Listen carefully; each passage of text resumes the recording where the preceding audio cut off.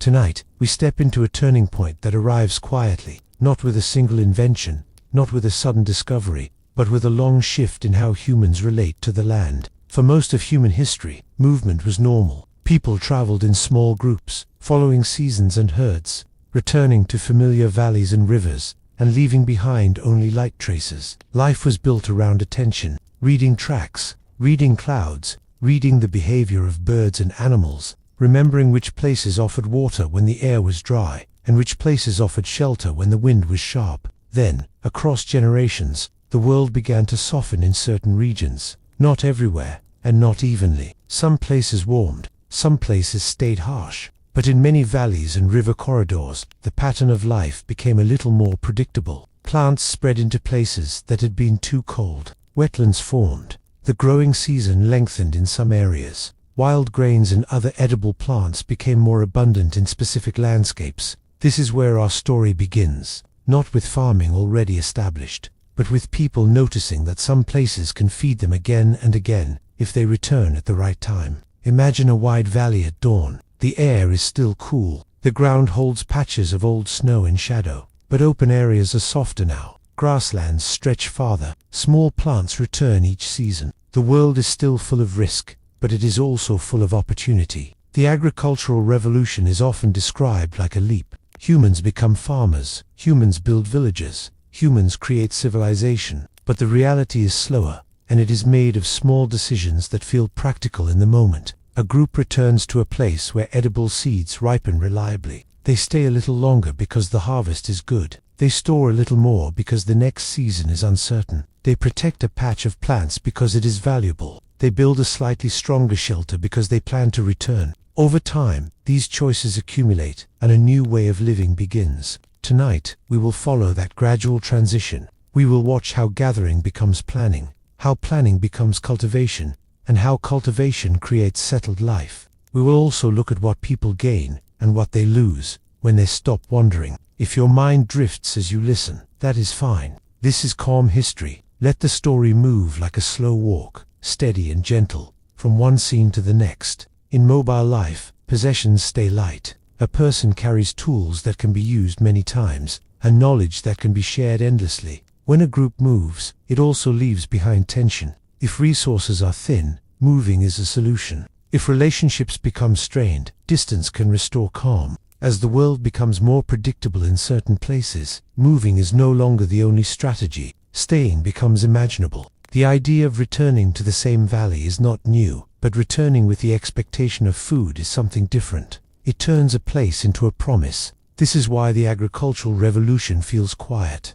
It is a change in expectation. People begin to believe that next season can be prepared for. That belief is powerful enough to reshape everything. For a long time, the safest answer to scarcity was movement. If a valley became empty, you followed the herd elsewhere. If a river ran low, you searched for another bend where water remained. Mobility kept populations light and flexible. When certain places begin to produce edible plants in a reliable pattern, mobility changes its meaning. You still travel, but you travel with a destination in mind. You begin to feel a pull toward a particular riverbank, a particular slope, a particular patch of grass that feeds you at the right time. The feeling is subtle. It is not a declaration that life will be settled forever. It is the first hint that a place can be managed, not only visited. If you think of this change as a door slowly opening, the first thing you notice is not the room beyond, but the light in the doorway. A slightly longer spring, a slightly more reliable patch of edible plants, a place where returning makes sense. These small improvements invite small commitments, and small commitments are the roots of permanence. In this early stage, nothing looks like a farm. There are no neat rows and no fences. There is simply a place that feels worth returning to, and the quiet confidence that returning will be rewarded. That confidence is the seed of settlement. To understand why agriculture becomes possible, we begin with climate, because climate shapes the menu of the world. An ice age is not one frozen day. It is a long period when global temperatures are generally lower, but still shifting in waves. Some decades are colder, some are slightly warmer. Storm paths change, winds strengthen, then soften. A familiar region can become drier for a generation, then wetter again. Humans live inside these rhythms, not above them. As the planet moves toward warmer conditions after the Ice Age, many landscapes change in ways that matter to daily survival. When temperatures rise, ice retreats from some regions, meltwater reshapes river valleys, lakes form where none existed before, and other lakes drain away. Soil conditions change, plant communities move and reorganize. In some places, the world becomes greener. In other places, it becomes drier. The key is that patterns become easier to anticipate in certain corridors. A longer growing season creates reliable harvest windows. A predictable spring brings consistent plant growth. Even a small increase in reliability is powerful for people who live close to the edge of scarcity. But the story is not simply warming. There are setbacks. Short, cold events and drier phases appear, reminding people that the environment can tighten quickly. In parts of the ancient world, abrupt cold episodes encouraged people to seek stability, to return to dependable water sources, and to develop strategies that buffer uncertainty. One of the most important buffers is stored food. A hunter can return empty. A storm can disrupt travel. A drought can reduce edible plants. But stored seeds and dried foods can hold a community together when the world becomes harsh again. Climate change does not force agriculture in a simple way. Instead, it creates a new opportunity and a new problem at the same time. The opportunity is more plant abundance in some regions. The problem is that abundance is seasonal, and seasons can fail. This is where the human mind moves from noticing to planning. People learn to watch the timing of growth.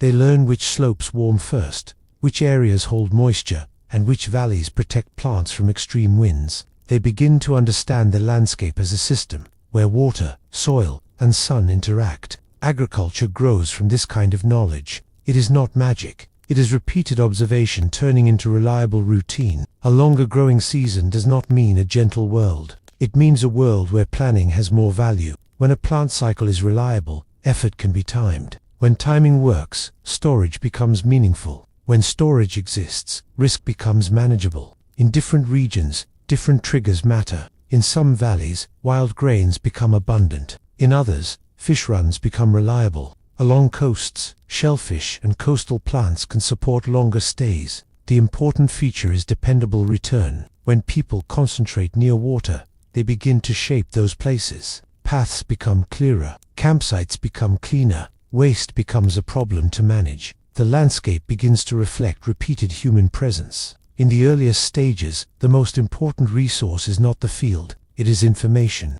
Knowledge of when plants ripen, knowledge of where water lingers, knowledge of how long seeds can be stored without spoiling. Climate stability makes information more valuable. If the pattern repeats, the memory can be trusted. If the memory can be trusted, plans can be made. When plans work, people gain confidence in planning itself. This is how a new future appears, not as an invention, but as a habit of looking ahead one season, then two. As climates shift, people become experts in local timing. They watch when floods arrive, and when they retreat. They learn which plants return after fire, and which disappear. They recognize that the same landscape can feed them in different ways across the year, and they begin to coordinate those ways instead of improvising each day. The changing earth also changes migration. Some large animals shift their routes as vegetation changes. Some herds become less predictable, and people respond by relying more on plants that can be stored. In this way, plant dependence can grow not because plants are easier, but because they are manageable. Some communities respond to uncertainty by broadening their diet. Others respond by specializing. Specialization can be risky, but it can also be efficient if the chosen resource is reliable. Wild grains in the right valley can become that reliable resource, especially when paired with storage. Before farming, there is gathering, and gathering, when done well, is a sophisticated skill. A person who gathers effectively does not simply walk and pick. They know where edible plants grow. They know when seeds ripen. They know which areas recover after harvesting. They know which plants can be stored and which must be eaten quickly. They understand risk, because a mistake can cause illness, and illness can be serious in a world without modern medicine. In regions where wild cereals grew, gathering becomes especially important. Wild grains offer concentrated calories. They can be dried, they can be carried, they can be stored. That means they can support longer stays in one place. Imagine the end of a warm season. The air is dry, the sky is clear. People move through tall grasses, gently collecting seed heads. They work carefully, because harvesting is labor, and labor must be efficient. Baskets filled, the group returns to camp and begins the long process of turning hard seeds into food. Processing changes daily life. Grinding becomes a regular task. Stones are shaped and selected for efficiency. A person learns a steady rhythm with their hands, turning grain into flour, flour into dough, and dough into simple meals. The first time a group stores a significant quantity of grain, time changes. Food is no longer only what you find today. Food becomes something you can hold for later. Later can mean tomorrow, but it can also mean the next storm, the next cold spell, the next week of poor hunting. Storage also changes movement. If you store food, you must protect it. You might return to the same place to access it. You might build a better container. You might bury grain in a pit to keep it cool and safe. You might create rules about who can access it. Slowly, the group becomes tied to the idea of a base, a place where stored calories wait, a place where tools are left, a place that feels reliable. When people keep returning, the land around them becomes more than a stop. It becomes a resource worth maintaining. Edible patches near camp are protected from trampling. Gathering roots become routine. People learn to harvest in ways that encourage plants to return. This is where the line between foraging and farming begins to blur, not because people suddenly decide to become farmers, but because repeated return creates repeated influence. The agricultural revolution begins with hands and baskets, long before it becomes fields and villages. Processing grain creates a new relationship with labor. A hunt can be intense for a short time. Grinding can be slow for a long time. It is steady, repetitive work that turns raw calories into usable food. It also creates a reason to stay near hearths and tools. As stored food becomes common, sharing becomes structured. A group may decide how much to keep for later, how much to eat now, and how much to save for children or elders. These decisions create early forms of budgeting. Long before money exists, when a gathering area becomes valuable, it becomes worth protecting. People may clear small obstacles, burn grass to encourage regrowth,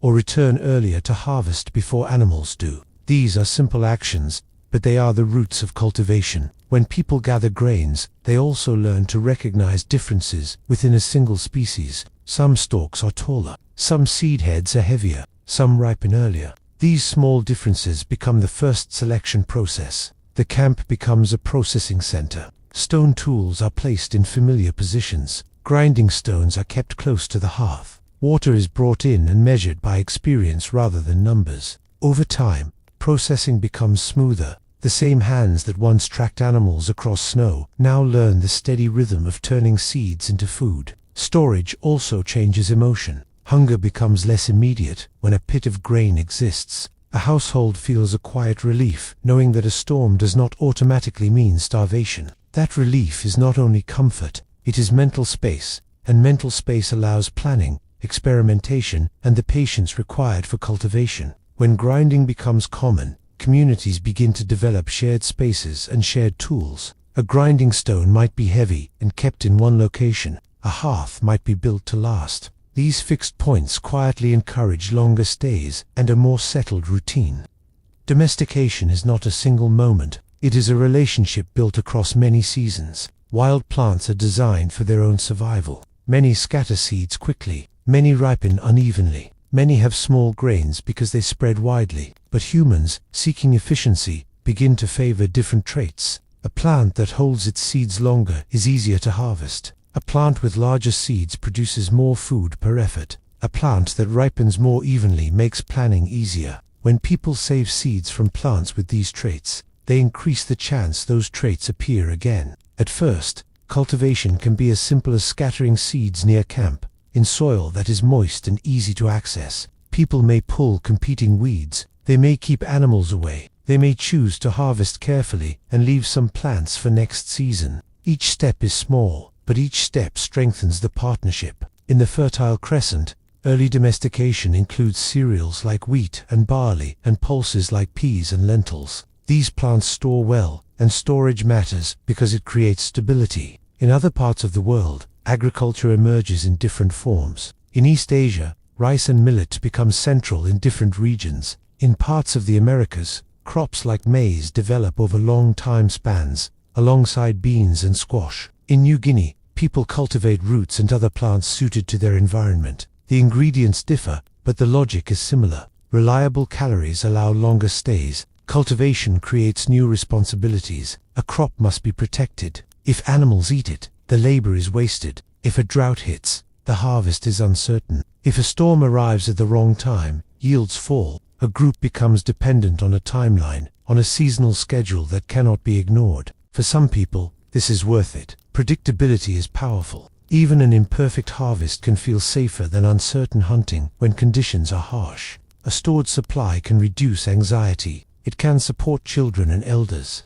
It can allow a group to stay closer together. But cultivation does not immediately produce abundance. Early farmers still hunt and gather. Farming begins as a supplement, then grows into a foundation. As cultivation expands, land becomes valuable in a new way. A field represents months of labor. A harvest represents winter security. A plot becomes worth defending, not only from animals but sometimes from other humans. Now we follow the next step. When people return to the same fields, they begin to build in more permanent ways. The village begins to appear. Cultivation also changes the calendar of the year. A forager can shift routes if a plant fails. A cultivator must stay close to the crop schedule. Planting and harvest windows become fixed points that structure life. Seed saving becomes a quiet tradition. The best seeds are separated and protected. A household treats a small bundle of seeds like future security. The seed store becomes a future waiting on a shelf. As plant domestication continues, people notice that some fields produce better when the soil is cared for.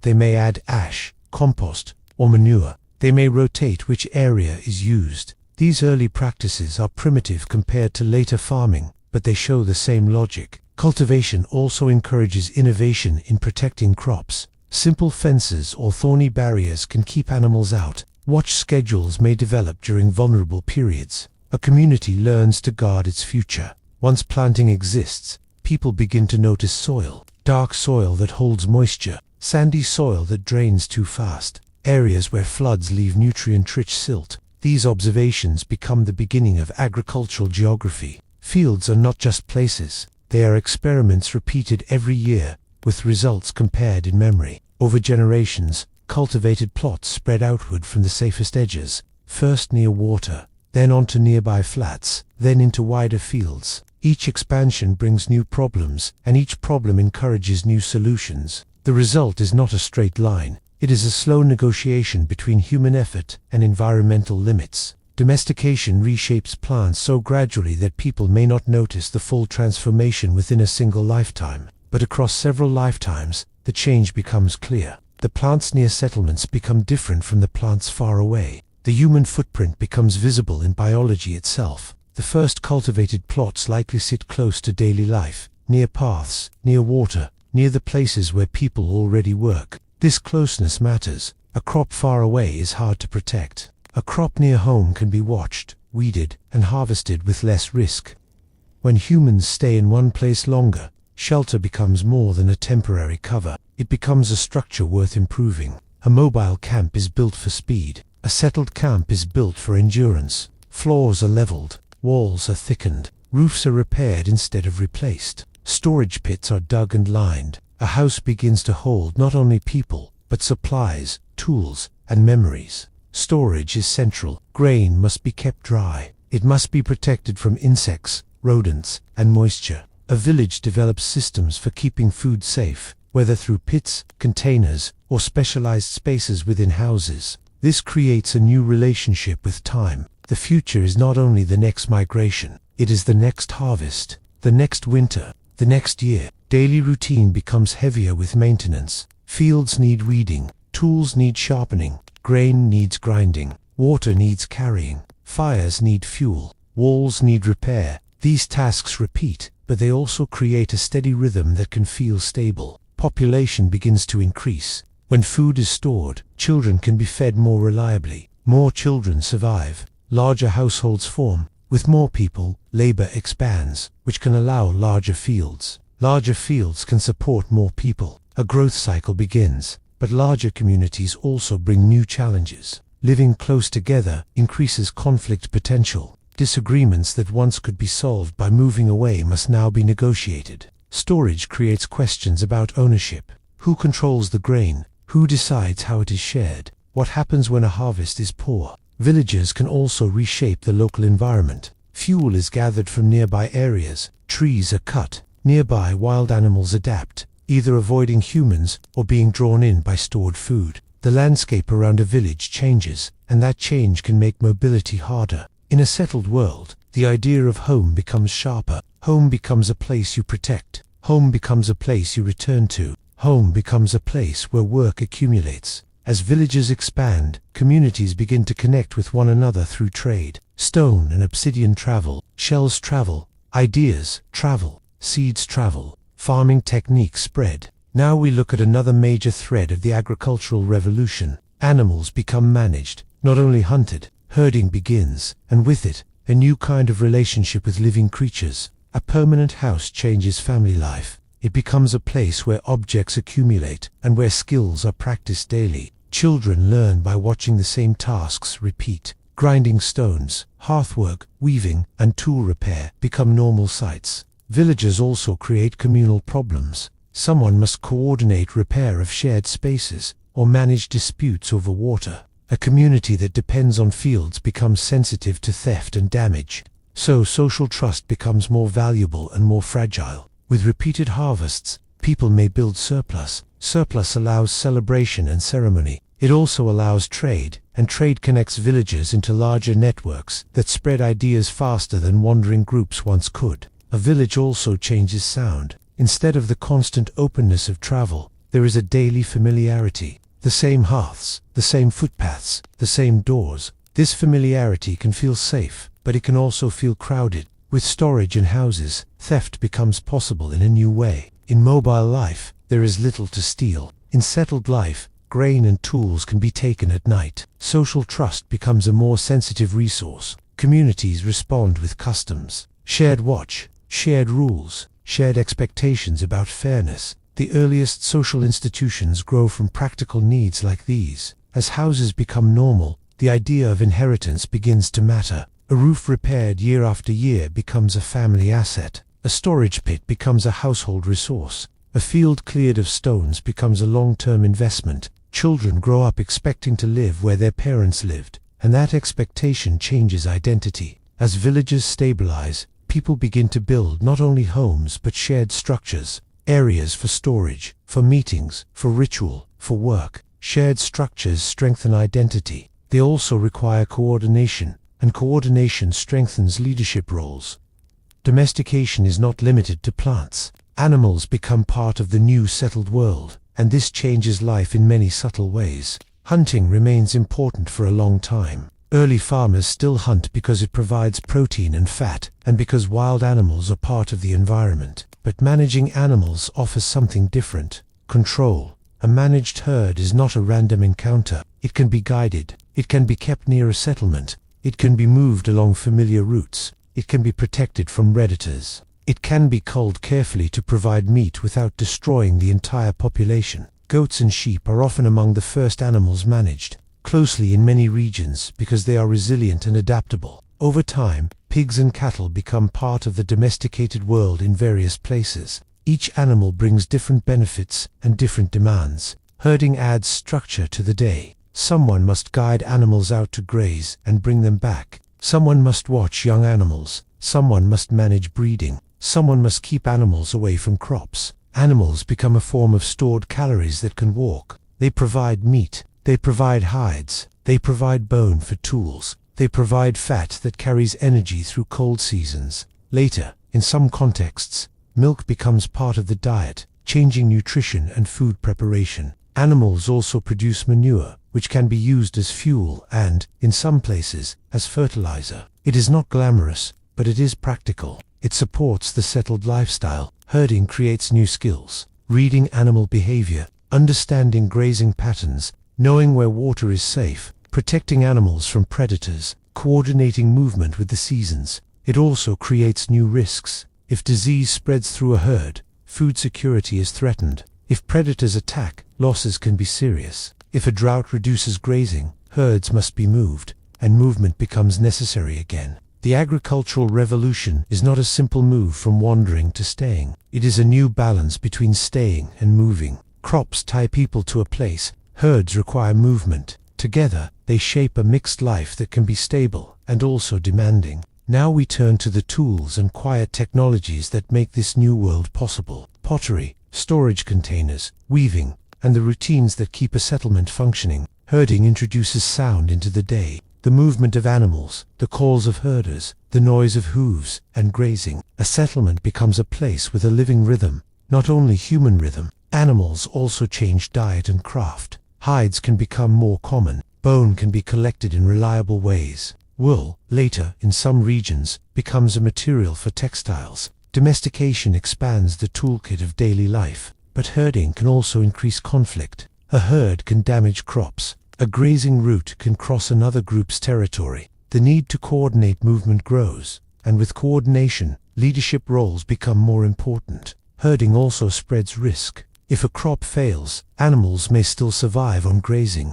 If grazing fails, stored grain may still help. Mixed strategies create resilience, and resilience supports larger populations. The movement of herds keeps a connection to the older world of travel. Even settled farmers must sometimes move with animals, following seasonal grass and water. The new life is not static, it is anchored and mobile at the same time. This mixed rhythm is one reason agriculture spreads. It can adapt to different landscapes and different levels of stability. Herding also changes how people think about predators. In hunting life, predators are competitors. In herding life, predators become direct threats to property. Protection becomes organized. Night enclosures appear. Dogs take new roles. The relationship between humans and wild animals becomes more defensive and less neutral. Managing animals also introduces new forms of wealth that can be moved. A herd can travel, but it is still owned. This mobile wealth creates new kinds of bargaining, new kinds of status, and sometimes new kinds of conflict. The agricultural revolution is built on small tools. A sickle fitted with stone blades can harvest grain faster. A grinding stone can process it more efficiently. A storage jar can protect it from moisture and pests. A woven basket can carry harvest without spilling. A cord can bind a tool and prevent failure. None of these items look dramatic, but together they transform daily life. As storage becomes more important, containers evolve. Clay becomes useful because it can hold water, grain, and cooked food. Pottery allows new kinds of preparation. Soups and stews become easier. Soft foods become more common. Cooking methods diversify, which can support nutrition. Weaving and fiberwork expand. Plant fibers and animal materials become ropes, nets, mats, and textiles. Nets increase fishing efficiency. Ropes improve construction. Textiles improve warmth and comfort, and reduce the risk of cold exposure. Even simple measurement becomes valuable. People learn to anticipate seasons by watching the sun's position, the timing of rains, and the behavior of plants. They develop shared expectations about when to plant and when to harvest. A seasonal schedule becomes a kind of social clock. With settled life, specialization becomes possible. When food is stored, not every person needs to spend every day searching for calories. Some become skilled builders, some become tool makers, some become traders, some become ritual leaders. This can improve technology and social organization. Trade networks widen. A village that lacks good stone can exchange grain for it. Obsidian, shells, and pigments travel across surprising distances. Along with materials, ideas travel. Farming techniques spread. Crop varieties spread. New habits appear. Settlements begin to feel connected in a wider world. Not a world of nations, but a world of roots and relationships. Now we look at how society itself changes.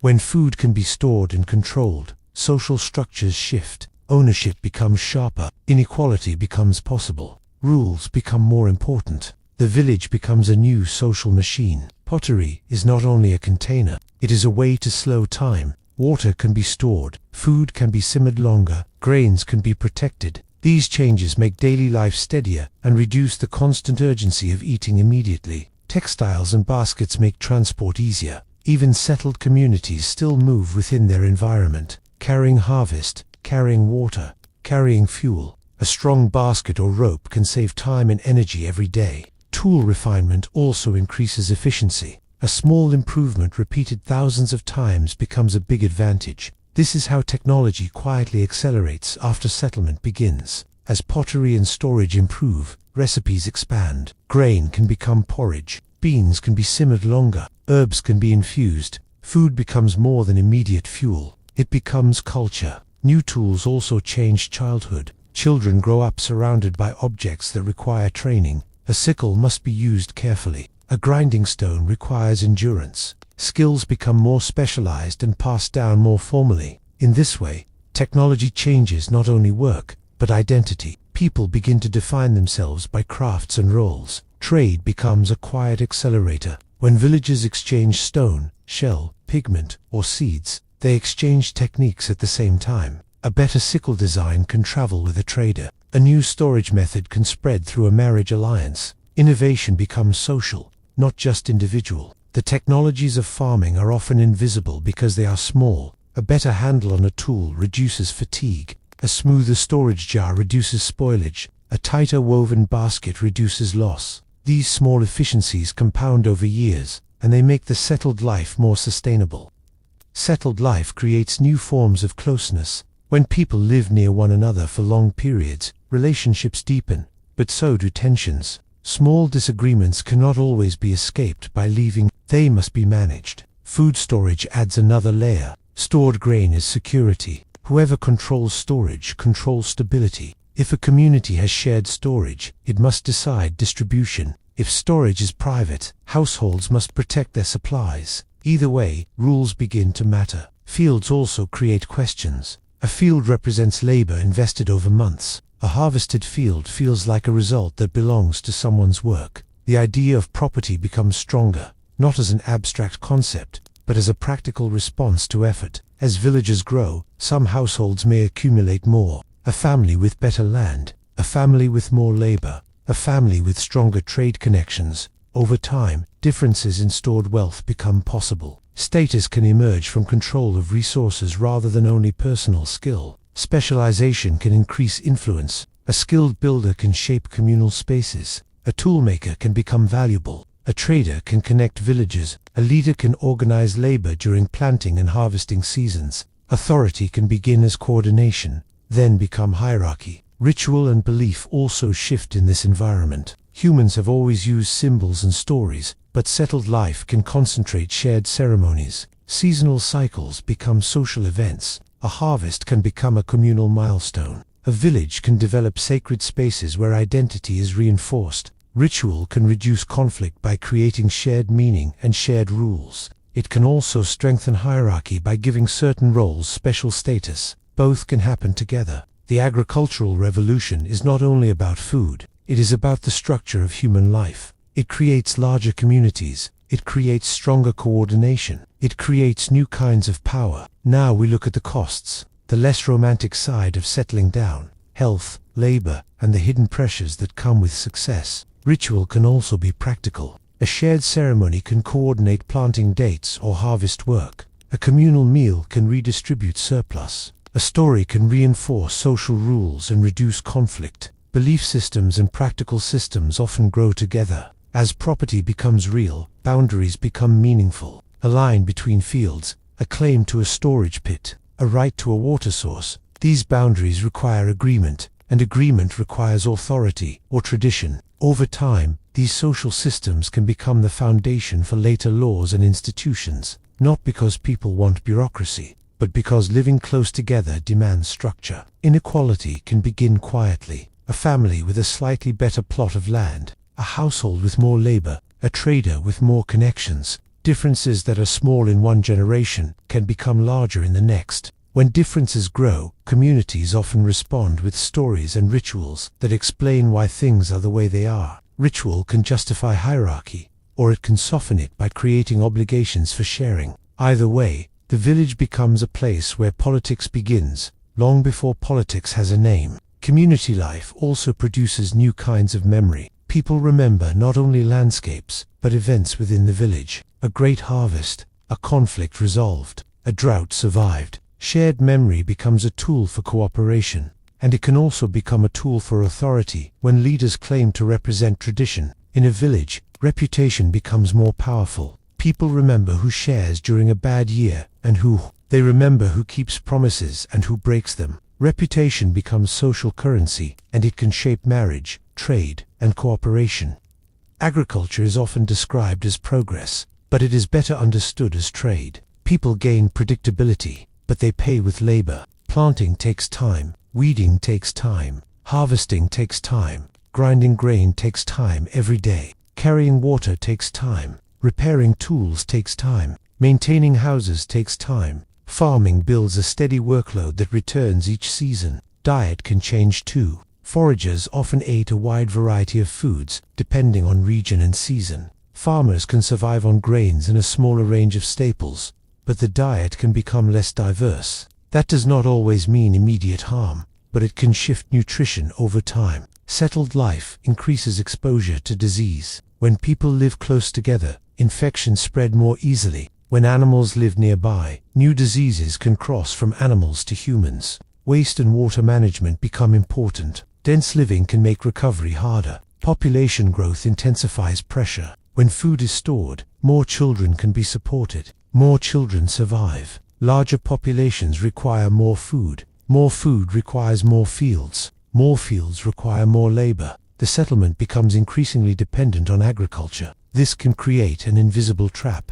Once a community grows around farming, returning fully to a mobile foraging life becomes difficult. The landscape around the settlement may have been changed. Nearby resources may be depleted, and the population is larger, requiring stable calories. From the outside, it looks like humans choose agriculture. From the inside, agriculture can feel like the only workable path. Once a community has grown, none of this means farming was a mistake. It means farming reshaped human life in complex ways. It created stability and it created vulnerability. It created abundance and it created new risks. Now we end with the long shadow of the agricultural revolution, the way it makes later worlds possible. Villages, towns, cities, writing, and history that can be recorded more easily. Health changes slowly. Skeletal evidence from later periods suggests that early farming communities sometimes experienced more dental problems and nutritional stress than nearby foragers. The exact story varies by region,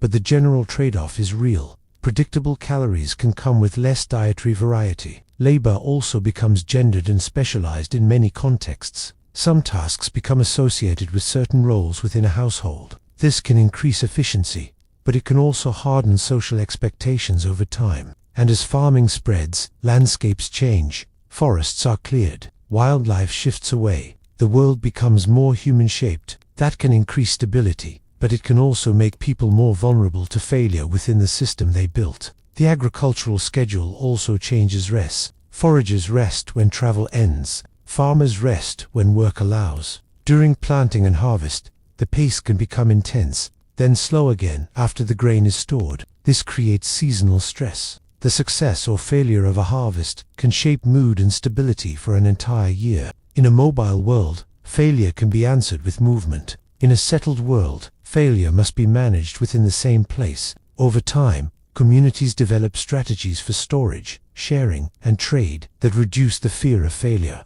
But the pressure never disappears entirely. Even when agriculture succeeds, it can create monotony. The same tasks return, the same fields demand attention, the same tools wear down. In some ways, this is the price of predictability. The old life was uncertain but varied. The new life is stable but repetitive, and humans adapt their culture to make repetition meaningful. When the workload is steady, the body changes. Repetitive tasks build certain muscles and strain others. The hands become skilled at grinding and weaving. The back carries water and bundles. The day becomes predictable, but the body pays a price for the predictability. At the same time, the settled world can offer new comforts. More consistent shelter, more consistent heat, more consistent access to stored food. In many places, people accept the workload because the alternative is uncertainty that feels heavier than labor. Over generations, agriculture and herding create stability in some regions. Stability supports growth. Growth supports complexity. Villages expand, trade networks widen, leaders emerge, systems of storage and redistribution appear. In some places, irrigation begins. In other places, farming remains small but persistent. Either way, the settled world becomes normal. The agricultural revolution does not immediately create cities, but it makes cities possible. A city is a concentration of people, and people can concentrate only if food can be produced reliably and stored or transported. Once food production becomes reliable, other developments follow. Administration becomes important, accounting becomes useful, social rules become more formal, conflicts over land and water become more structured, alliances and rivalries become longer lasting, architecture becomes larger, art becomes more specialized. Over time, writing appears in some regions as a practical tool, often connected to record keeping. All of this begins with a simple idea. Seeds can become a plan. If you hold that idea quietly, you can see why the agricultural revolution matters. It changes how humans experience time. It ties life to seasons and fields. It anchors communities. It increases population. It builds the foundation of civilization. It also changes how humans experience home. Home becomes a place of stored food, a place of walls, a place of work that accumulates, a place of memory that stays in one location, rather than moving through the landscape. Now, as you rest, let the images soften. Picture a calm valley at dawn. Fields move gently in the wind. A small village holds warm light inside. The sky above is wide and quiet. In the next chapter, we will move into the first cities and the first written records, when history begins to leave clearer traces of itself. For now, the fields are quiet. The animals settle, the fire burns low, and the long story of civilization continues, one season at a time. Good night. Once cities appear in some regions, they create new kinds of memory. Records and monuments hold information outside the human mind. Administration grows, trade expands across longer distances. The world becomes connected in ways that were rare before. Yet the heart of the story remains simple. It begins with a field, a seed, and a decision to return. The biggest changes often begin as small routines repeated faithfully, so if you fall asleep during this story, that is fitting. Civilization itself was built by repeated days, repeated seasons, repeated harvests. The slow rhythm is the point. When writing eventually appears, it often begins as counting. Counting grain, counting animals, tracking debts, recording offerings. Writing is not born from poetry first. It is born from administration. So the agricultural revolution becomes the doorway to recorded history. Before it, human stories are carried mostly in memory. After it, stories begin to leave marks that can survive the storyteller. This is why our series can move forward from here into the first cities. The world begins to record itself. If you step back and look across thousands of years, you can see agriculture as a new platform. On that platform, humans build writing, states, and complex economies. But the platform itself is built from ordinary days. Planting, weeding, harvesting, storing. Civilization begins as routine. Our modern world, full of cities and schedules, still carries the logic of those early fields. We still plan for seasons. We still store resources. We still build structures around predictable cycles. The agricultural revolution is not just a past event. It is the beginning of a familiar way of living. So as you fall asleep, you can think of agriculture as a slow agreement between humans and seasons. Humans promise labor. The land promises return. The agreement is imperfect, and it changes every generation. But it becomes the foundation on which the rest of our story stands.